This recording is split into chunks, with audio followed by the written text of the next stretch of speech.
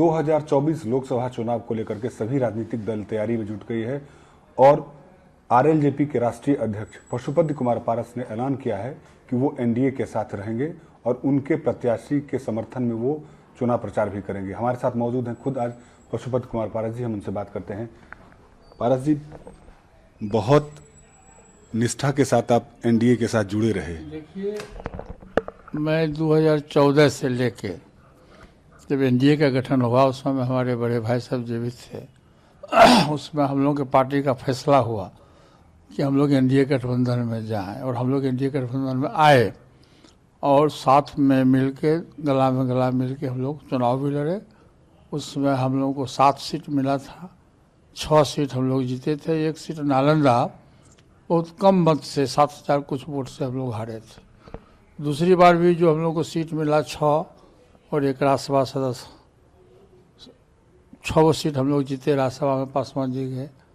आज भी हम एनडीए गठबंधन के ईमानदार पार्टनर हैं। हमारी पार्टी, हमने आज से 4 दिन पहले 6 तारीख को मैं यहाँ पूरे बिहार के लोगों की बैठक बुलाई थी। हमारा जो प्रदेश अध्यक्ष से लेकर जिला अध्यक्ष, प्रखंड अध्यक्ष और सेंट्रल लीडरशिप, सभी लोगों की बैठक हुई थी 6 तारीख को यहाँ, और काफ़ी संख्या में लोग आए और सब लोगों को निर्देश दिया गया कि जहाँ कहीं भी जिस जिला में भी हो, एनडीए के जो 40 उम्मीदवार है एनडीए के द्वारा जो घोषित उम्मीदवार है, उसको हमारी पार्टी और जो हमारा संगठन है, मेन पार्टी है, मेरा सबसे उससे भी बड़ा पार्टी है, हमारा संगठन है दलित सेना। तो दलित सेना की तरफ से और राष्ट्रीय लोक जनशक्ति पार्टी की तरफ से हमारी पार्टी के तमाम कार्यकर्ता एनडीए के उम्मीदवार को जिताने में उसी दिन से लग गए हैं। और मुझको उम्मीद है कि जब आने वाला समय, जब 4 जून को जब रिजल्ट आएगा, तो पूरे देश में एनडीए गठबंधन को 400 से पार सीट मिलेगा और बिहार में भी 40 का 40 सीट मिलेगा। लेकिन एक चीज़ पारस जी, आप बहुत ही निष्ठा के साथ प्रधानमंत्री के साथ जुड़े रहे, कहाँ चूक हो गई कि एक भी सीट आपको नहीं मिला? देखिए, चूक कहीं नहीं हुई। अब ये तो समय बताएगा। अभी तो मैं कुछ नहीं बोल सकता। मैं तो बहुत ईमानदारी से, मैं बहुत निष्ठा से मैं पार्टी की सेवा किया। मैं एनडीए गठबंधन के साथ जुड़ा रहा। मुझको जो माननीय प्रधानमंत्री जी के द्वारा जो जवाबदेही दी गई विभाग, उसको भी बहुत ईमानदारी से सुचारू रूप से मैं चलाया। अब चूक कहाँ हुआ नहीं हुआ, ये तो भविष्य की बात है। जब चुनाव खत्म हो जाएगा तो इस पर चर्चाएं होगी। चर्चा होने के बाद पता चलेगा कि कहाँ क्या चूक हुआ है। बीजेपी के साथ कुछ दूरी बढ़ गई थी, इस्तीफा अपने मंत्रिमंडल से दे दिया था, क्या वो दूरी खत्म हो गई? गलतफहमी है लोगों को।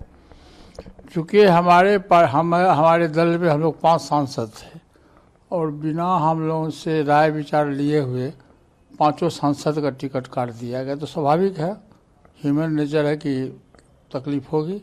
फिर भी मैं जब जिसमें इस्तीफा दिया था, तो मैं उसमें भी माननीय प्रधानमंत्री जी को विश्व का सबसे लोकप्रिय नेता माना था और इस्तीफा देने के बाद भी मैं कहा था कि आज के तारीख में भी प्रधानमंत्री जी हमारे नेता हैं और मेरे साथ में अन्याय हुआ है, मैंने न्याय नहीं हुआ है, इसलिए मैं केंद्रीय मंत्री पद से मैं इस्तीफा देता हूँ। एक सवाल मेरा है पारस जी, चिराग पासवान आपके संसदीय क्षेत्र से चुनाव लड़ रहे हैं और वो इमोशनल कार्ड खेल रहे हैं, सारा ठीकरा आप पर फोड़ रहे हैं कि चाचा ने हमको, जब परिवार की जरूरत थी तो चाचा ने हमको अलग कर दिया। मैंने कुछ अलग नहीं किया, वो खुद अलग हुए और बीती बात पसारिए आगे की सुधीले। वो क्या कहते हैं मैं नहीं जानता हूँ।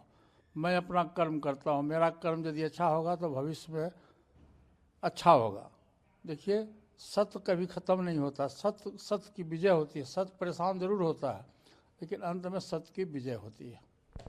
आम आदमी के बीच में जाकर कहते हैं कि चाची को प्रणाम करने के 2 कदम पीछे चाची हट गई। अब आपके बाद आपकी पत्नी पर भी सवाल उठाए जा रहे हैं, वो भी चिराग पासवान के द्वारा। अरे देखिए, ये सब बात तो अब आपको मैंने पहले भी कहा था, बहुत पहले भी कहा था, वो फिल्मी हीरो है, फिल्म में काम कर चुके हैं, तो फिल्मी हीरो का स्टाइल अलग होता है। हम लोग तो सीधा साधा आदमी हैं, जयप्रकाश नारायण जी के चेला हैं और हम लोग आगे चलते हैं, पीछे मुड़ के नहीं देखते हैं। जो जैसा कर्म करेगा वैसा फल देगा भगवान। तो सत्य की विजय होती है।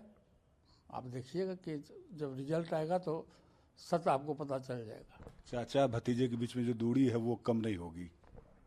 क्योंकि चिराग पासवान बता रहे हैं कि अब मैंने अपना रास्ता अलग बंद कर लिया। मैंने तो कहा था कि जब हम एनडीए गठबंधन में हैं तो एनडीए गठबंधन के तहत 40 लोकसभा सीट है, वही 40 लोकसभा सीट पर हमारी पार्टी का समर्थन रहेगा।